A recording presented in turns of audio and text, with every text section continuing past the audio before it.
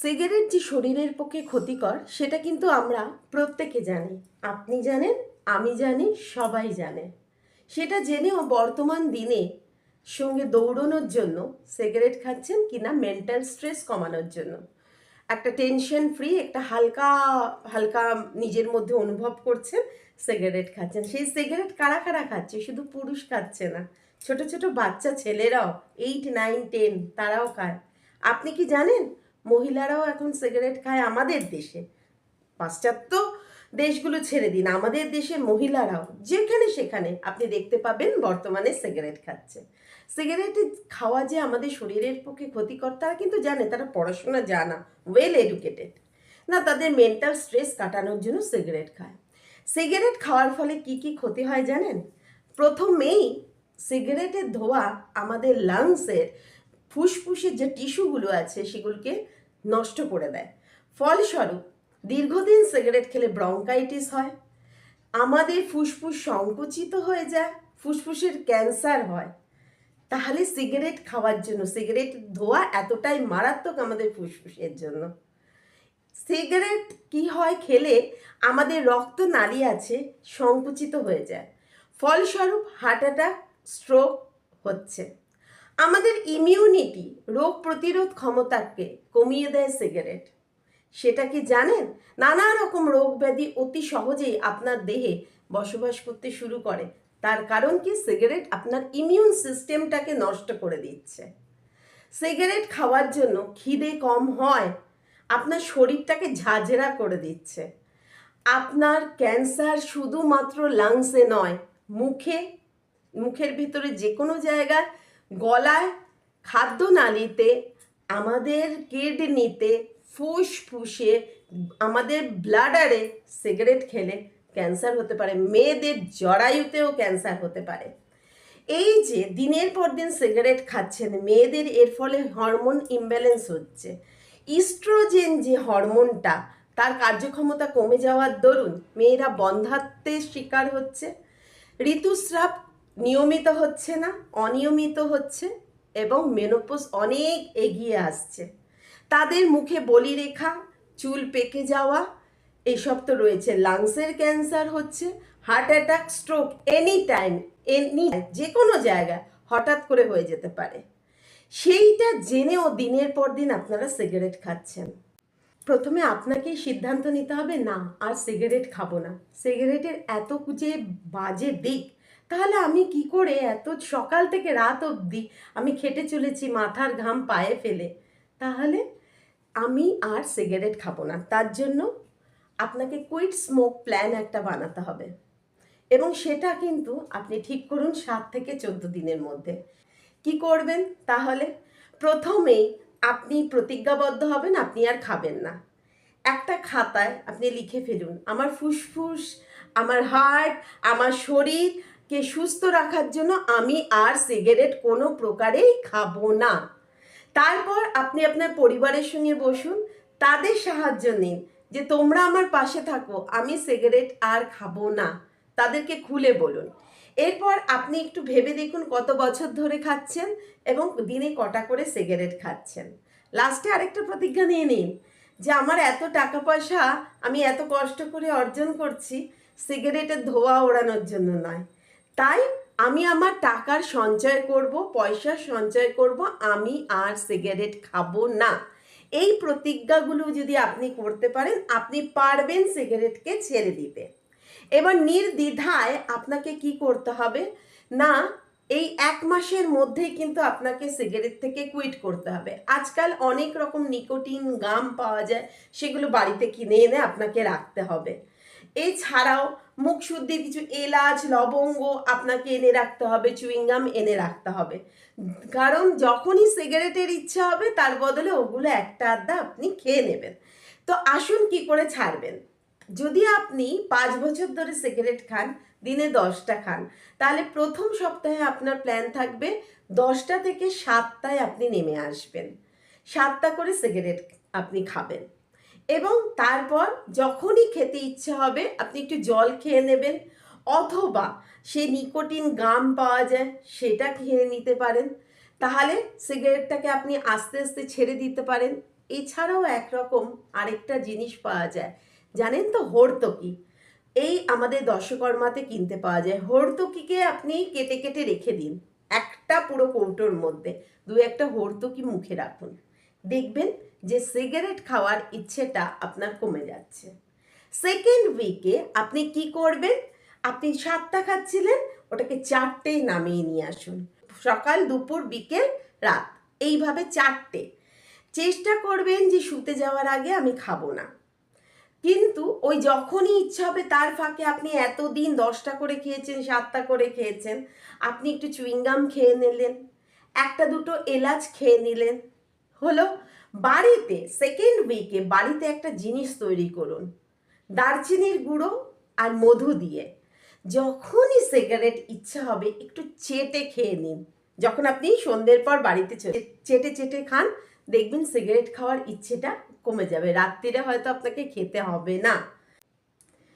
Third উইকে আপনি যখন 1টা থেকে 2টো সিগারেট খেতে শুরু করেছেন, সকাল থেকে কিন্তু আপনার দিনটা শুরু হয় সিগারেটের সঙ্গে। বাথরুমে যান, আপনার সব কিছু ক্লিয়ার হওয়ার জন্য আপনাকে সিগারেট খেতে হয়, তাই তো? তাহলে সকালবেলা উঠে পর্যাপ্ত পরিমাণে জল খান, বাইরে বেরিয়ে যান, গায়ে ভিটামিন ডি, সূর্যের তাপ লাগান, মর্নিং ওয়াক করুন, জগিং করুন, কি কোথাও আপনি কিছু ব্যায়াম করলেন, বাড়ি এসে প্রাণায়াম করুন, ডিপ ব্রিদিং। ডিপ ব্রিদিং আপনাকে করতেই হবে। তারপরে আস্তে আস্তে ধাতস্থ হন। ঠিক আছে? সিগারেট খেতে ইচ্ছে হলে আপনি একদমই খাবেন না। ওই যে বললাম হর্তকি কেটে রেখেছেন, ওই হর্তকি 2-4টে মুখে দিয়ে দেখুন। তারপরে থার্ড উইক হয়ে গেল, লাস্ট উইকটা কিন্তু খুব কষ্টের। আপনি সেখানে ছেড়ে দিচ্ছেন সিগারেট, একটাও আর খাবেন না।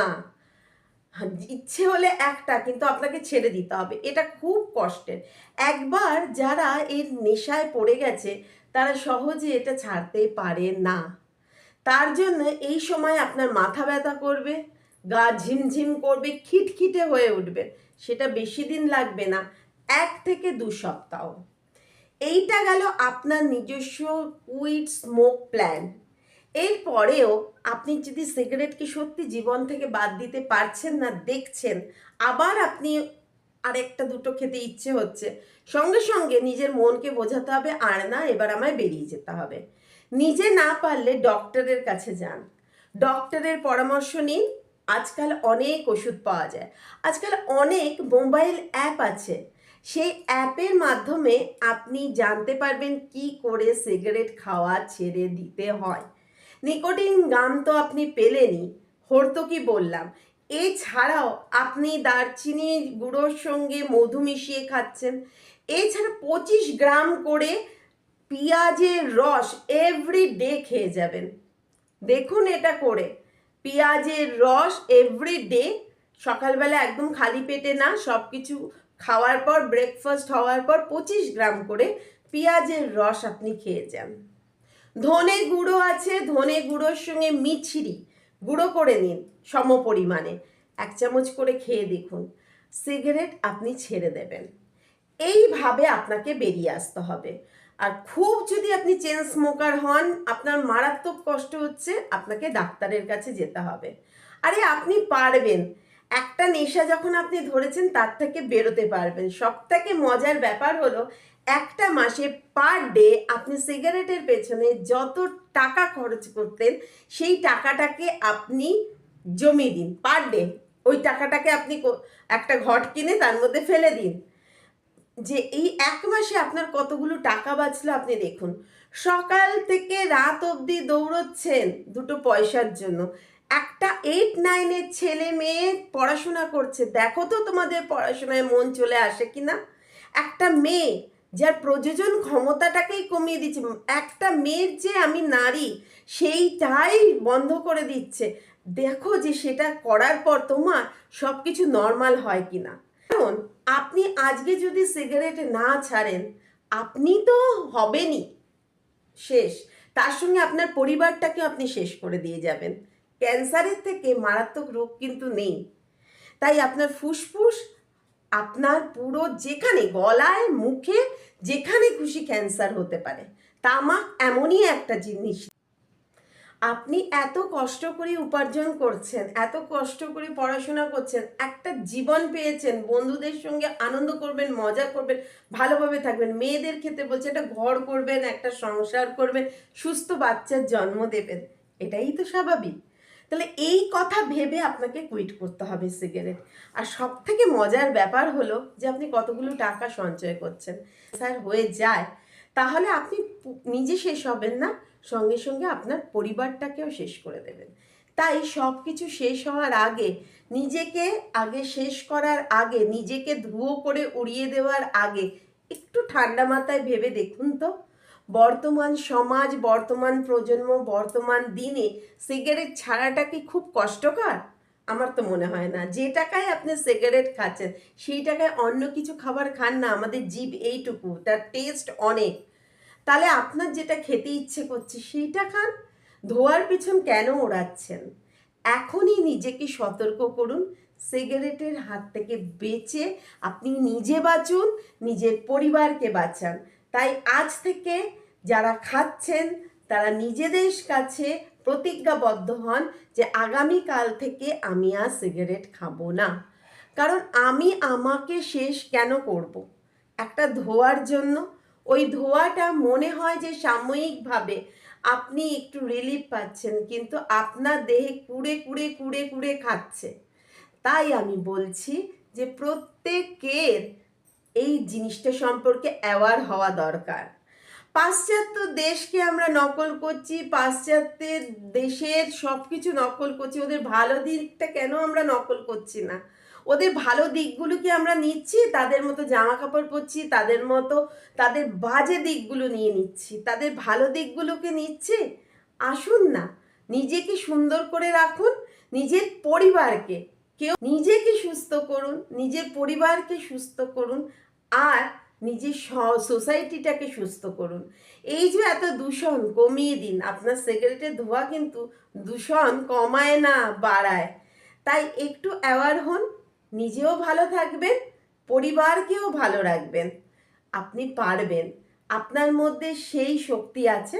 শুধু একটা প্রতিজ্ঞাবদ্ধ হন, নিজের কাছে নিজে প্রমিস করুন যে আমি আজ থেকেই যদি চাই কিভাবে সিগারেটটাকে ছাড়বো, সেই প্ল্যানটা বানিয়ে ফেলুন।